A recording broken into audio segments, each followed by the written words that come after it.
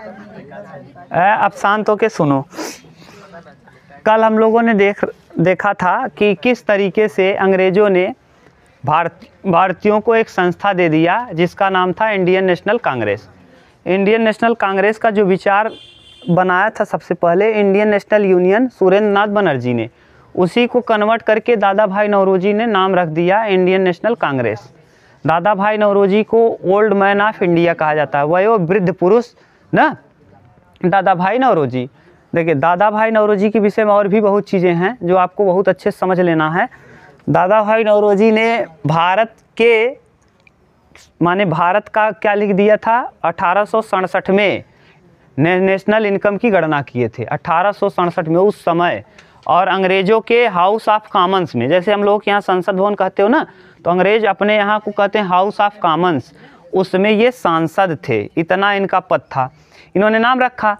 अब Octavian Hume इसका पहली बार स्थापना करेगा, किसका, इंडियन नेशनल कांग्रेस।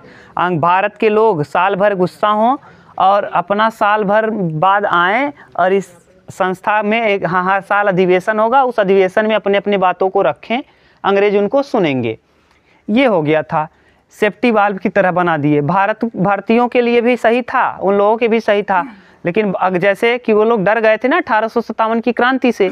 1857 की क्रांति ने बीडी सावरकर ने कह दिया था, बीडी सावरकर एक क्रांतिकारी थे जिन्होंने, किसी के पास हिम्मत नहीं था, बीडी सावरकर ने ये शब्द बोला है कि 1857 की क्रांति पहली स्वतंत्रता की क्रांति थी। और कोई लिखने की हिम्मत नहीं। 1857 में हावी हैं अंग्रेज, अभी पीट के मार दिए हैं 1857 में ना, बहुत बुरी तरीके से भारत वाले हारे हैं। तब भी वो लिख रहे हैं अपने लेख में कि 1857 बीडी सावरकर ये क्रांतिकारी हैं, ये कहेंगे कि यह 1857 की क्रांति भारत की पहली स्वतंत्रता संग्राम की क्रांति थी। ठीक, ये इसके बाद फिर क्या हुआ, अब हर साल रखना चालू कर दिए कि अब हर वर्ष रखा जाएगा। क्या माने, अगर एक लोग कोई बात करेंगे अंग्रेज से तो लोग मानेंगे नहीं, मानेंगे, तो हर साल अब अधिवेशन रखा जाएगा, उस अधिवेशन में बात सुनी जाएगी भारतीयों की। तो अधिवेशन, पहला अधिवेशन 1885 में, इसकी स्थापना भी, इंडियन नेशनल कांग्रेस की स्थापना भी 1885 में होगी। इंडियन नेशनल कांग्रेस भारतीय ना राष्ट्रीय कांग्रेस की स्थापना 28 दिसंबर 1885 जनवरी में होना चालू हो जाएगा 1930 से ना। अभी तक ये चलता रहेगा। कब, अब इसका संस्थापक कौन होगा, एओ ह्यूम, कहाँ का होगा, स्कॉटलैंड का। उसे हर्मिट ऑफ शिमला कहते हैं, वो असैन्य अधिकारी था। ठीक, असैन्य अधिकारी, इतना बता दिए थे आपको। ये भी बता दिए थे जब इसकी स्थापना हुई थी उस समय वायसराय था डफरिन। कौन था, डफरिन, ये भी बता दिए थे आपको ना। अब आपको आप लोगों को देखना स्थान कहाँ कहाँ अधिवेशन हुआ है और उसके अध्यक्ष कौन कौन रहे हैं, अच्छे से याद करना है। पीछे बहुत कुछ बताए हैं, उसको आप देखना। पीछे देखो, सबसे पहले आप याद कर लो बक मई, 4 शब्द, बक मई, ये 4 को अंडरलाइन करना। ऐसे याद करोगे तो ज़्यादा अच्छे से याद होगा। ये 4 लगातार वाले अधिवेशन हैं। बक मई, ब से बम्बई, क से कलकत्ता, म से मद्रास, ई से इलाहाबाद, 85, 86, 87, 88। ब से बम्बई वाला जो 1885 वाला हुआ वो बम्बई में हुआ, बम्बई के गोकुलदास तेजपाल संस्कृत महाविद्यालय में पहला अधिवेशन। इसमें कितने लोग शामिल हुए, तो 72 लोग शामिल हुए।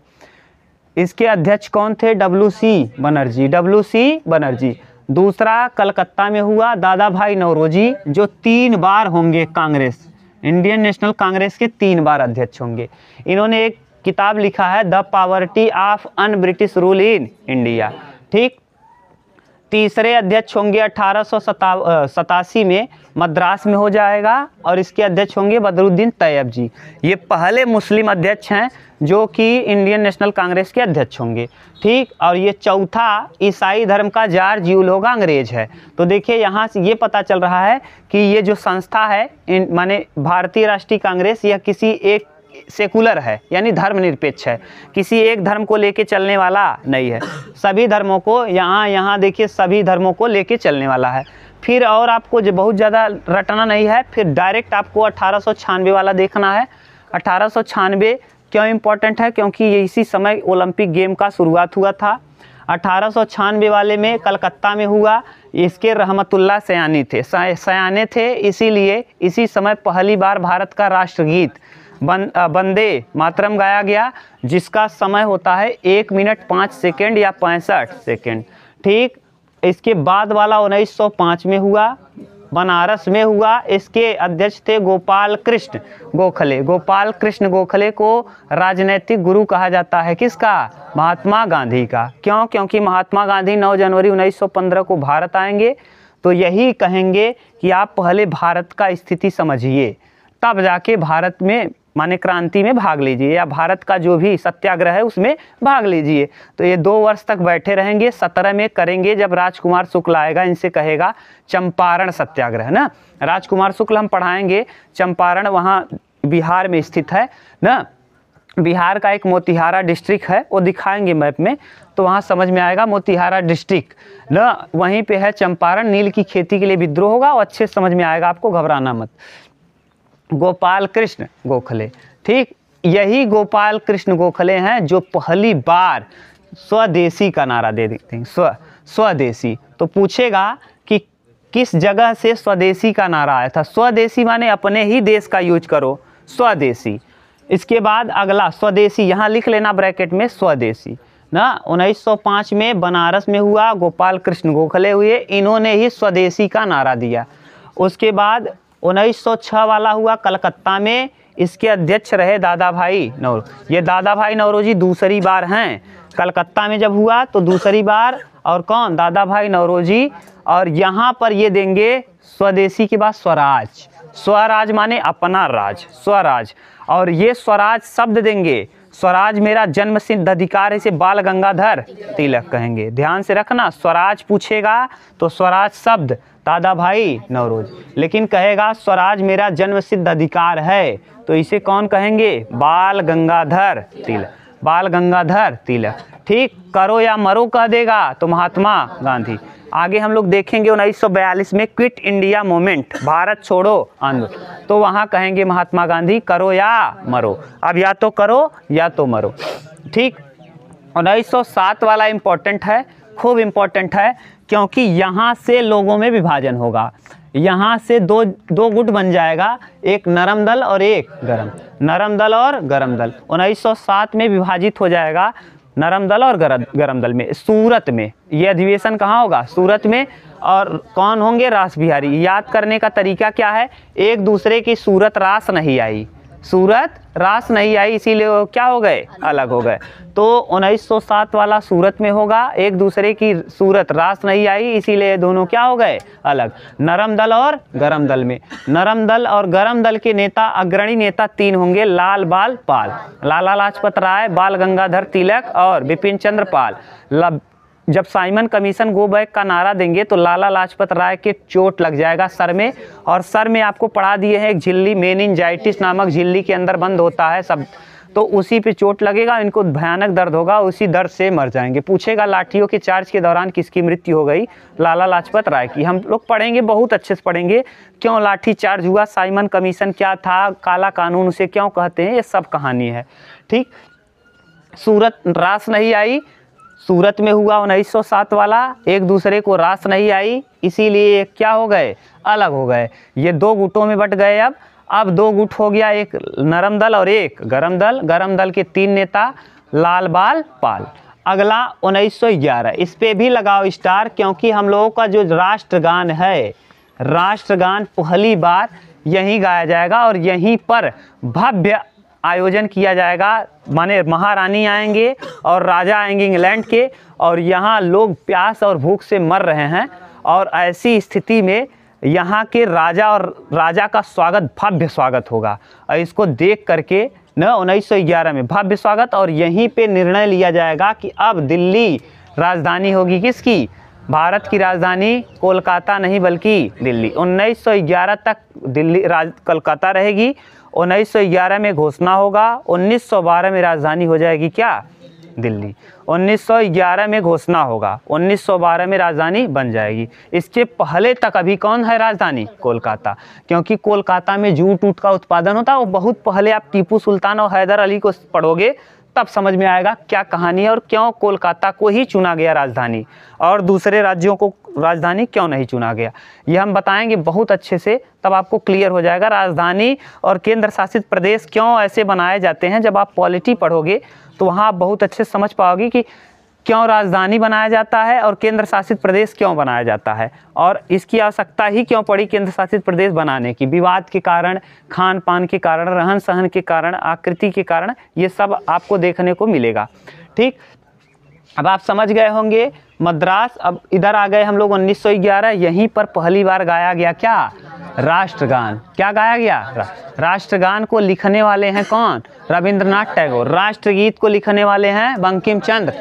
राष्ट्रगान को गाने का समय 52 सेकेंड, लेकिन अगर मान लो कोई आपत्ति है तो ऐसी स्थिति में 20 सेकेंड आगे और पीछे के धुन को बजा के छोड़ दिया जाता है। ठीक, ये है कलकत्ता में इस समय विष्णु भगवान रहेंगे, यानी ऐसे याद करना विष्णु नारायण धर या विष्णु नारायण धर। तो कोलकाता में ही क्यों, दोनों ही 1896 वाला भी और 1911 जहाँ पर राष्ट्रगीत गाया जाएगा वो भी कोलकाता में होगा और जहाँ पर राष्ट्रगान गाया जाएगा वो भी कोलकाता में होगा। 1896 वाला ऐसे याद करना कि रहमतुल्लाह सयाना आदमी थे, इसीलिए सयानी थे।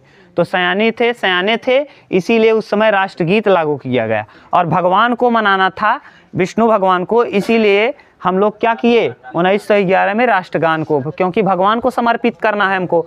अब ये भारत का राष्ट्रगान होने वाला, इसीलिए विष्णु नारायण धर। 1916 देखो एक ट्रिक याद करो, 6 और 1 जोड़ो क्या होगा, अलगाव कब हुआ, जुड़ेंगे कब, 7 में। 16 में फिर से नरम दल और गरम दल क्या हो जाएगा, 1। याद करने का तरीका, अलग जोड़ो 6 1 7, तो 7 में ही अलग हुए और 7 में ही 1907 में नरम दल और गरम दल पुनः एक हो जाएंगे। पूछेगा प्रश्न किस सन में, 1916 में किस सन में नरम दल और गरम दल पुनः से एक हो गए, 1916। 7 में अलग हुए, 7 में ही एक हो गए। 7 बोल रहे हैं, क्यों समझ रहे हो, ये 7 ना, तो 1916 में ही दोनों लोग एक हो गए। अब कैसे एक हुए देखो, लखनऊ में लाख लाख बार प्रणाम किए, लख से लाख लाख बार, और किसके चरणों में, अंबिका चरणों में लाख लाख बार प्रणाम किए और एक हो गए। चरणों में याद करने का तरीका, अंबिका चरण मजूमदार कहाँ प्रणाम किए, चरणों में, और कहाँ लाख, कितनी बार, लाख लाख, तो लखनऊ में हुआ और अंबिका चरण मजूमदार रहे। 1916 लखनऊ अंबिका चरण मजूमदार, याद हो जाएगा। हाँ, ये वाला अलग जब हुए थे तो सूरत रास नहीं आई, और यहाँ लाख लाख बार प्रणाम करके भैया गलती हो गई, हम प्रणाम करते हैं तो अंबिका चरण मजूमदार और लखनऊ, याद, क्लियर। 1916। अब 1917 वाली याद कर लेना, पहली महिला पूछेगा, भारतीय राष्ट्रीय कांग्रेस की पहली महिला अध्यक्ष कौन थी, एनी बेसेंट, लेकिन भारत की नहीं है, ये भारत की नहीं है, ये माने अंग्रेज हैं, ये क्या है, अंग्रेज, आयरिश मूल की हैं, तो आयरिश मूल की अंग्रेज ही हैं, यूरोप वाले को अंग्रेज ही हम लोग ज़्यादा मानते हैं, तो ये अंग्रेज हैं, Annie Besant. Home rule league जब आएगा ना तो वहाँ हम लोग इनको फिर पढ़ेंगे, होम रूल लीग, तो एनी बेसेंट को फिर पढ़ेंगे। तो कोलकाता में देखो शुभ वाली चीज़ें, पहली महिला बन रही है तो फिर शुभ करो, और शुभ कहाँ होगा, राजधानी में। देखो जब जब शुभ चीज़ आ रहा है सब कहाँ हो रहा है, राजधानी। राष्ट्रगीत गाया गया राजधानी में, राष्ट्रगान गाया गया राजधानी में, कोई महिला बन रही है राजधानी में, कोई महिला बन रही है और कहाँ पे, एनी बेसेंट पहली महिला कोलकाता 1917। 1917 17 पे खतरा, याद करके रखना, 17 यानी महिला है, खतरा कर सकती है इसका ना, क्यों खतरा कर सकती है, क्योंकि विदेशी है और भारत की कोई निर्णय लिया जा रहा है और विदेशी महिला है तो खतरा कर सकती है। तो 17 में कौन, एनी बेसेंट और पहली महिला बनी है, पहली महिला। 1920 से अब ये अधिवेशन जरूरत पड़ी 2-2 बार करने की, तो 1920 में 2 बार हुआ, एक कोलकाता में हुआ, एक नागपुर में हुआ। कोलकाता के हुए लाला लाजपत राय जो गरम दल के नेता हैं, और दूसरे हुए कौन, विजय राघवाचार्य। तो नागपुर वाला याद नहीं करना, ये नागपुर शहर कहाँ है, नागपुर महाराष्ट्र में है।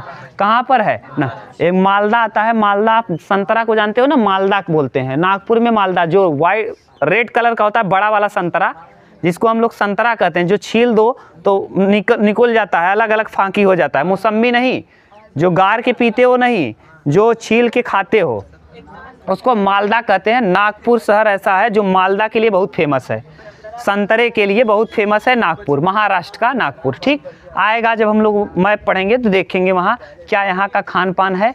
हम महाराष्ट्र देखेंगे तो बहुत कुछ वहाँ देख लेंगे, यहाँ खान पान क्या है, यहाँ का बोली क्या है, भाषा क्या है, सब देखेंगे धीरे धीरे करके। ठीक, तो ये है नागपुर 1920। 1923 वाला याद करके रखना, दिल्ली में हुआ।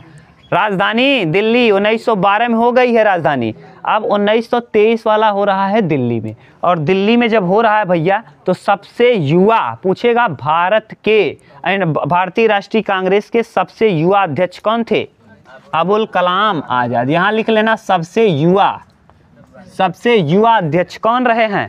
अबुल कलाम आज़ाद। भारत के पहले शिक्षा मंत्री अबुल कलाम आज़ाद। अबुल कलाम ये बहुत ही महान आदमी है, समझ गए? तो अब APJ अब्दुल कलाम की बात नहीं कर रहे हैं, अबुल कलाम आज़ाद की बात कर रहे हैं। सबसे भारतीय राष्ट्रीय कांग्रेस का सबसे युवा अध्यक्ष कौन बना? अबुल कलाम आज़ाद। 1923 दिल्ली, 1923 दिल्ली, 1923 दिल्ली, 1923 दिल्ली। महात्मा गांधी जो भारत के एक ऐसे व्यक्ति हैं जिनके नाम पर पूरा एक युग चलेगा। आज तक आपने वंश के नाम पे सुना होगा, मौर्य वंश, सुंग वंश, हर्यक वंश, शिशुनाग वंश, नंद वंश, कर्ण वंश, ये सब पढ़ेंगे। जब प्राचीन इतिहास हम लोग पढ़ेंगे तो वहाँ देखेंगे न, हसीन मसूक शाह, हर्यक वंश, शिशुनाग वंश, नंद वंश, कर्ण। हसीन मसूक शाह ये ट्रिक है, ह से हर्यक, स से शिशुनाग, न से नंद, क से कण्व, हसीन मसूक, स्व से सुंग, क से कण्व, न मसूक शाह। सातवाहन वंश, सातवाहन वंश सोने का सिक्का चलाएगा। और किसका सिक्का चलाएगा भैया?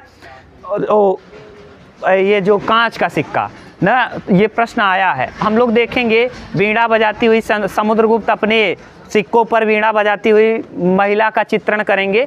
ये सब प्राचीन इतिहास में हम लोग पढ़ेंगे। ठीक, ये अब देखो, ये आप समझ गए ना, अबुल कलाम आज़ाद एक बार पूछा जाएगा। और आज तक ऐसा कोई नेता नहीं हुआ जिसके नाम पर एक युग चले। महात्मा गांधी ही ऐसे व्यक्ति हैं, आप इनको कुछ भी कह सकते हो, चाहे जो कह लो, लेकिन आज के युग में अगर देखा जाए तो ज़्यादातर हम लोग देखते हैं भगत सिंह को प्रभुत्व दिया जाता है, क्योंकि युवा ज़्यादा भगत सिंह को मानते हैं ना। महात्मा गांधी समझ नहीं पाए थे, इस वजह से भगत सिंह बच नहीं पाए। वो तरीका था, हम बताएंगे किस तरीके से महात्मा गांधी से धोखा हो गया, नहीं तो भगत सिंह को बचा लेते। इनकी नीयत नहीं थी कि भगत सिंह को ना बचाएं, लेकिन अंग्रेज ऐसी बात किए, इनको लगा कि हो सकता है अंग्रेज छोड़ दें, भगत सिंह का अंडरस्टूड होगा। लेकिन ये लोग ऐसा तरीका अपना लिए कि उसमें समझ में नहीं आया महात्मा गांधी को, इसीलिए इनको कुछ लोग दोषी कहते हैं महात्मा। लेकिन सोचो कि कोई ऐसा नेता आज तक नहीं हुआ भारत में क्या पूरे विश्व में जल्दी कोई नहीं हुआ है कि उसके नाम पर एक युग चले। महात्मा गांधी वाला युग हम लोग पढ़ेंगे 1915 से। 3 युग में हम पढ़ेंगे भारतीय राष्ट्रीय कांग्रेस का विभाजन 3 कालों में, 1885 से 1905, 1907 से 1919 और 1919 से 1946 तक। ये 3 काल में हम विभाजित करेंगे। ठीक, अभी हम लोग देखेंगे, घबराओ मत, आगे आएगा तब। याद करके रखना, 1923 दिल्ली, सबसे युवा कौन? अबुल कलाम आज़ाद। 1924 बेलगाम कर्नाटक में है। ये एक बार पूछा था बेलगांव कहाँ है। बेलगांव अधिवेशन जिसमें एक बार भारत के सबसे महान नेता महात्मा गांधी अध्यक्ष बने थे, वो कहाँ है? बेलगाम कर्नाटक में। आपके भाई के ही पेपर में शायद आया था, बेलगाम कर्नाटक में है। बेलगाम कहाँ है? कर्नाटक। तो बेलगांव है कर्नाटक में। क्यों पूछ लिया थे जानते हो? क्योंकि महात्मा गांधी हो रहे हैं अध्यक्ष ना, एक बार ही होंगे महात्मा गांधी। भारतीय राष्ट्रीय कांग्रेस के केवल एक बार अध्यक्ष होंगे, कौन? महात्मा। और यही नहीं, एक बार और पूछा जाएगा कि गोलमेज सम्मेलन 3 बार होगा, जिसमें एक बार दूसरे गोलमेज सम्मेलन में महात्मा गांधी भाग लेंगे। ठीक, और भीमराव अम्बेडकर तीनों गोलमेज सम्मेलन में भाग लेंगे। ये सब प्रश्न जो बोल रहे हैं ना, आप इसको मजाक मत लेना, ये सब प्रश्न एकदम डिक्टो आया हुआ है। हमने कई साल इस पे अध्ययन किया है, लगातार कई प्रश्नों को हमने किया है, तब आपके सामने इतना बोल रहे हैं, नहीं तो इतनी औकात नहीं थी वीडियो चलता रहे बोलता रहे कोई, समझ गए? हाँ, तो जब देखोगे तो समझ में आएगा। इसको देखो, बेलगाम महात्मा गांधी। 1925 कानपुर, पहली भारतीय महिला पहली, अब देखो 25 आप लोग जानते भी होंगे, कोई भी चीज़ 25 शुभ है, शुभ माना है। वो 17 में खतरा थी, क्यों खतरा थी? क्योंकि भारत की नहीं थी। और 25 शुभ माना जाता है। 25 रुपये क्यों दुआर उवार करथिन, पहले के समय 25 करते रहे, 21 होता रहा। तो यहाँ आज भी देखो 25 को शुभ माना जाता है। और किसी महिला को, भारतीय महिला को बैठा रहे हो तो शुभ रखना चाहिए डेट, तो डेट शुभ वाला रखेंगे हम लोग, क्या 1925। और कानपुर, कानपुर क्योंकि यूपी की पहली मुख्यमंत्री वो था राज्यपाल, भारत की पहली महिला राज्यपाल कौन होंगी? सरोजनी नायडू, सरोजनी नायडू। वो भी कहाँ की होंगी? ये कहाँ की? हाँ, भारत की नहीं, किस राज्य की राज्यपाल? उत्तर प्रदेश की। उत्तर, और यही उत्तर प्रदेश की भारत की पहली महिला है लड़की, भारत की पहली महिला मुख्यमंत्री सुचिता कृपलानी, वो भी कहाँ की होंगी? उत्तर प्रदेश की। किस जगह की? क्योंकि मुख्यमंत्री और राज्यपाल राज्य के होते हैं, मुख्यमंत्री और राज्यपाल राज्य के, और देश के होते हैं प्रधानमंत्री और राष्ट्रपति। ये हम लोग पढ़ेंगे कहाँ? पॉलिटी में, तब समझेंगे कि संसद, सांसद का क्या होना है, और मुख्यमंत्री यानी विधायक का क्या होना है। विधायकों में वरिष्ठ विधायक ही बन जाता है क्या? मुख्यमंत्री, और सांसदों में वरिष्ठ सांसद ही बनता है क्या? प्रधानमंत्री। ठीक, जिसको आप चुनता है जनता, जिसको देखकर, जिसके चेहरे को देखकर चुना जाता है, वही मुख्यमंत्री, वही प्रधान। जैसे मोदी जी की बात करें तो हम लोग अगर बात करेंगे प्रधानमंत्री में, तो आप लोग किस चेहरे को देख के वोटिंग करते हो? मोदी जी। तो बस ऐसे ही समझ लो। ठीक, तो सरोजनी नायडू यहाँ लिख देना ब्रैकेट में, पहली भारतीय महिला, पहली भारतीय महिला बनी है क्या? पहली भारतीय महिला बनी है जो भारतीय, हाँ भारतीय हैं, भारतीय राष्ट्रीय कांग्रेस की पहली महिला, भारतीय महिला। कौन? अगर पूछेगा महिला के स्थान से तो दूसरी हैं, क्यों? क्योंकि 17 में बन गई हैं एनी बेसेंट, अब वैसे पे दूसरी, लेकिन अगर भारती का नाम लेगा तो पहली। और यही हैं जो कहेंगी सरोजनी नायडू पहली महिला राज्यपाल हैं। यही कहेंगी राज्यपाल का पद सोने के बंद पिंजड़े में एक चिड़िया है। राज्यपाल का पद सोने के पिंजड़े में बंद एक चिड़िया है। क्यों? क्योंकि राज्यपाल मुख्यमंत्री का दलाल होता है ना। हम ये कह नहीं रहे हैं, ऐसा मत सोचना कि कह दे रहे हैं कोई वीडियो लीक कर दो ना, ये हमारा पढ़ाने का तरीका है बस ना, कि दलाल कहने का माने राज्यपाल उनका मोहरा होता है, जो मुख्यमंत्री बोलेगा वो राज्यपाल को करना पड़ेगा। जैसे जो प्रधानमंत्री बोलेगा वो राष्ट्रपति को करना पड़ेगा। क्यों? क्योंकि कोई भी बिल, नियम कानून तभी, बिल विधेयक तभी भी, कहाँ कानून तभी बनता है जब राष्ट्रपति उस पर क्या कर दे? सिग्नेचर। आप जानते भी होंगे कोई भी बिल, विधेयक तभी बन जाएगा जब राष्ट्रपति उस पर क्या कर दे? सिग्नेचर। बिना राष्ट्रपति के सिग्नेचर के कोई भी बिल, विधेयक नहीं बनता, कानून नहीं बनता, सीधी बात ऐसे समझो। ठीक, हम लोग देखेंगे, बहुत डिटेल में देखेंगे, ये सब आएगा टॉपिक। अभी हम थोड़ा थोड़ा इसलिए लिंक कर रहे हैं कि थोड़ा बहुत आप जानो। ठीक, अब सरोजनी नायडू के बाद ये वाला लगा लेना स्टार, 1929। और इसको तो बहुत अच्छे से आपको मैप में भी भरना सीखना है। भारत का मैप भरेंगे ना तो भारत पूरा जहाँ एंड होगा, जहाँ पंजाब होगा, पंजाब के जस्ट ऊपर है, यहाँ जाके टिक करना है। मान लो पंजाब है तो पंजाब से यहाँ जाके करना टिक लाहौर, क्योंकि पूछा जाएगा 1929 का अधिवेशन, भारतीय राष्ट्रीय कांग्रेस का 1929 का अधिवेशन, आप लगाएंगे लाहौर और मैप में टिक करेंगे लाहौर। ठीक, लिख देंगे लाहौर। और इसके अध्यक्ष कौन रहेंगे? पंडित जवाहरलाल नेहरू। और यहीं पर रावी नदी के तट पर, यहीं पर पंडित जवाहरलाल नेहरू रात्रि के 12 बजे का पूर्ण स्वराज की मांग करेंगे। पूर्ण स्वराज, स्वराज नहीं, पूर्ण स्वराज। स्वराज की मांग तो यहाँ किया गया है, और पूर्ण स्वराज ये कहेंगे। पूर्ण स्वराज हमको अब क्या चाहिए? पूर्ण स्वराज चाहिए। ठीक, स्वराज। अब स्वराज माने अपना, स्वदेशी ये देंगे, स्वदेशी। पहले स्वराज, पहले अपना देश होगा तब आएगा, तब वहाँ राज। अरे बिना देश का राज कहाँ करोगे? तो ये कहेंगे स्वदेशी और ये कहेंगे स्वराज, कंफ्यूज मत होना। स्वदेशी, पहले अपना देश तो हो, फिर हम लोग क्या करेंगे? राज करेंगे। तो स्वदेशी का नारा गोपाल कृष्ण गोखले, और स्वराज का नारा, अब कंफ्यूजन नहीं होगा, पहले देश आए तब हम लोग क्या लाएंगे? राज। तो स्वदेशी और स्वराज। यहाँ लाहौर, पंडित जवाहरलाल नेहरू, पूर्ण स्वराज की मांग। 1931 कराची, सरदार वल्लभ भाई पटेल, भारत के प्रथम गृह मंत्री कौन थे? यही प्रधानमंत्री कौन बने थे?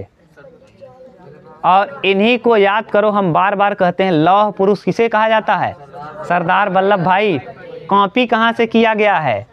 जर्मनी के बिस्मार्क से। ऑटो वन बिस्मार्क, याद आया? देख लो, ये है सरदार वल्लभ भाई पटेल। कराची कहाँ है? पाकिस्तान में। कराची बंदरगाह है, पाकिस्तान का फेमस बंदरगाह है।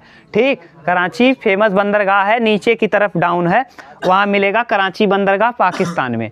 तो कराची में सरदार वल्लभ भाई पटेल, इन्होंने ही एकीकरण की नीति अपनाई थी। जूनागढ़ को एक किया था न, जम्मू कश्मीर को एक किया था, विलय पत्र पे साइन करा के, यही ऐसे थे।